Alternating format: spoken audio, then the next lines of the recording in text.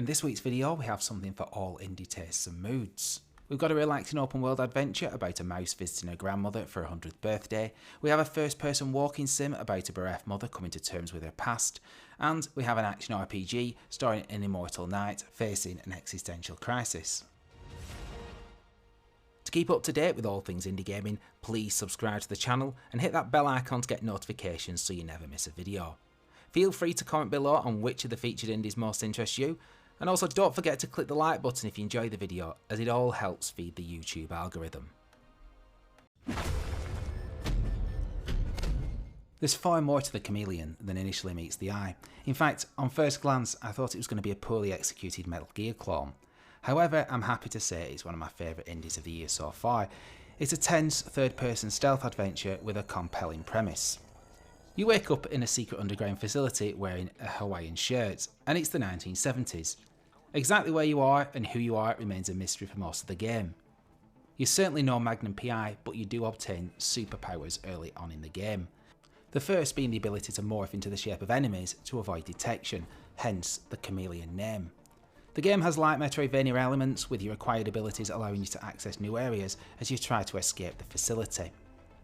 Graphically, the game looks like something from the PS1 Sega Saturn era, using glorious, chunky pixel art.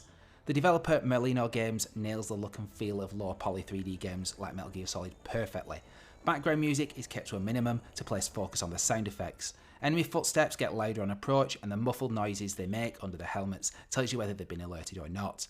It all makes for some wonderfully tense moments. I don't want to say too much more on the game, as the less you know, the better going into this one. Just know the Chameleon is real and out now on the PC via Steam.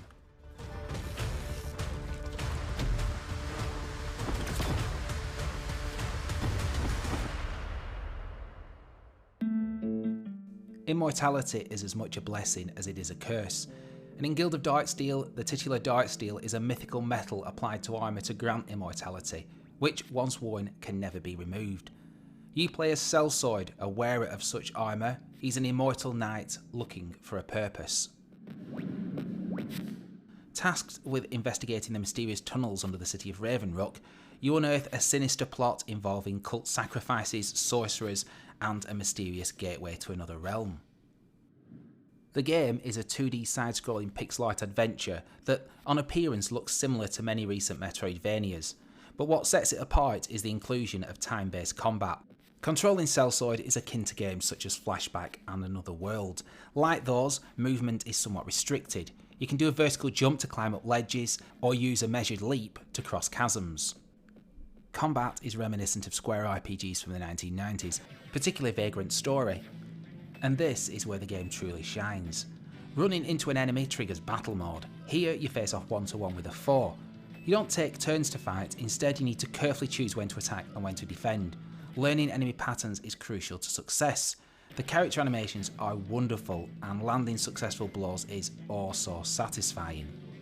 Added to this is a superb upgradable combo system. As you delve deeper into the underground caves of the game, you discover new abilities. These allow you to use different attacks based on pressing a particular series of buttons, and when you get into a flow, battles play out a little like a rhythm game, or what I'm going to call battle ballet. Guild of Darksteel features a dark, foreboding story with plenty of twists and turns. The cinematic music and sound effects enhance the mood and marry perfectly with the gorgeous pixel art castles and catacombs of the game. Check this one out now on the PC via Steam, the Nintendo Switch and the PlayStation 4.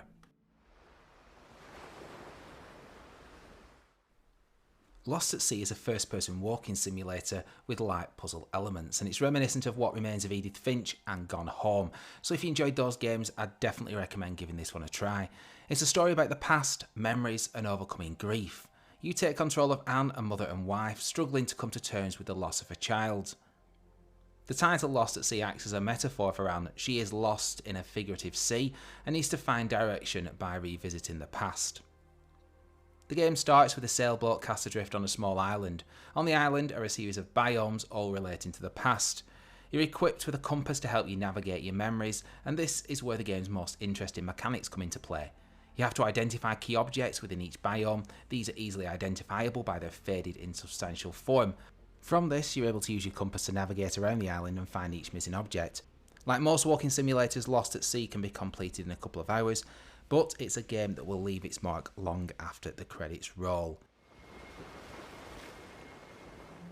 Created by a solo developer after a successful Kickstarter campaign, the Kind Camomille is a relaxing experience, perfect for winding down after a hard day. You take control of the titular character, a mouse on her way to visit her grandmother for her 100th birthday.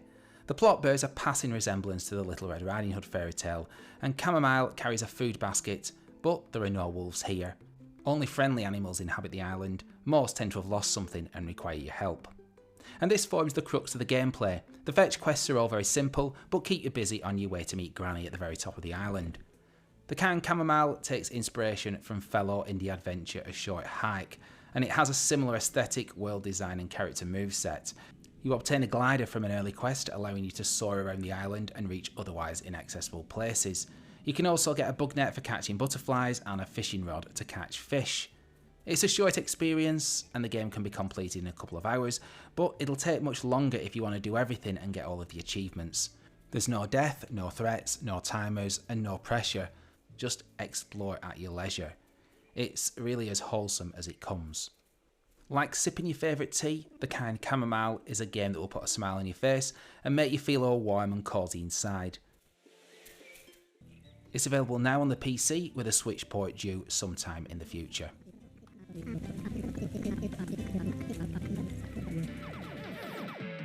In Escape from Terror City, you take control of a purple-haired hero on a quest to destroy a jamming signal and save the galaxy from the ruthless Argus Empire. Gameplay takes the form of a 3D run-and-gun shooter reminiscent of Namco's Time Crisis series, but played from a third-person perspective and without a light gun. It's not quite on rails, but movement is limited. Your character can move around each area in a strafe-like pattern with only a jump to avoid enemy bullets, which are satisfyingly chunky. At the same time, you control your crosshair to direct your own weapon. Once you defeat a wave of enemies, you move forward to the next area, occasionally getting to choose from branching pathways. Featuring a colour palette of pink and purples, the low polygon art style perfectly captures the PS1 and Sega Saturn era with their jittery, wobbly textures. Like the arcade coin-ups that inspired it, the game is short, and the 5 levels can be completed in 1 or 2 sittings, although there is a hard mode for those that want a challenge. The story is there to add context, but really takes a backseat to the action, which is just what you want for a game like this. Escape from Terror City is a lovingly crafted slice of nostalgia, out now on the PC via Steam.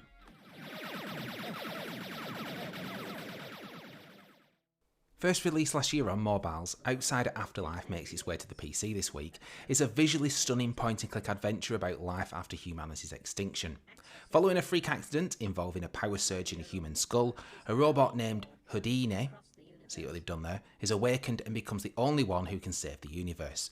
This is a game about loneliness and detachment, from the singular robot AI, to the empty planet, to the fragmentary narrative. The story is told through one continuous camera shot, which zooms in and out depending on the puzzle. Puzzles are logical and varied, many involving you to log into computers to access data. In fact, you'll spend the first half hour of the game rebooting Houdini until you get him on his feet and are able to move around the desolate planetary landscape. Subsequent puzzles involve aligning satellites and playing a text-based choose-your-own adventure story. But this is not a game of fetch quests. You don't pick up items or use them. Things you interact with reveal the puzzles in a similar way to games like, say, The Witness. With its emotional, existential story, this is a mystery you're definitely going to want to see through to the end. Check it out now on mobile platforms and for the first time on the PC via Steam.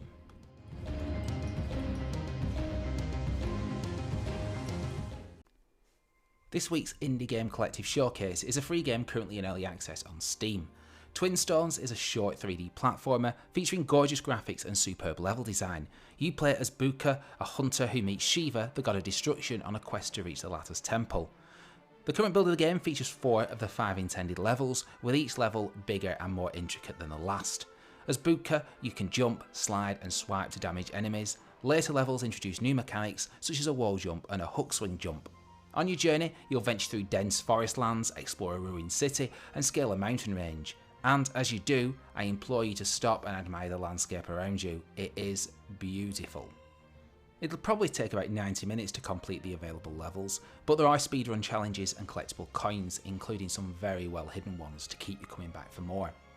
For such a small development team, the game is an impressive feat and already feels really polished. The soundtrack deserves special mention. Composed by 3 artists from Berklee College of Music in Valencia and recorded by the Budapest Art Orchestra, the accompanying score is suitably cinematic and reminded me of John Williams' work for Steven Spielberg films. If you like 3D platformers, Twin Stones: The Journey of Bukka is an easy one to recommend. Plus, as already mentioned, it's free on Steam. So what are you waiting for? Go and grab it now.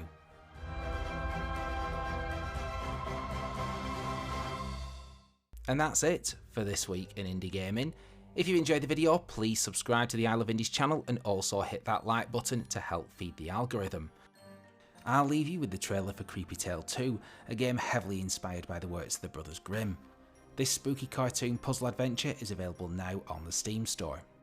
Until the next video guys, keep loving indies.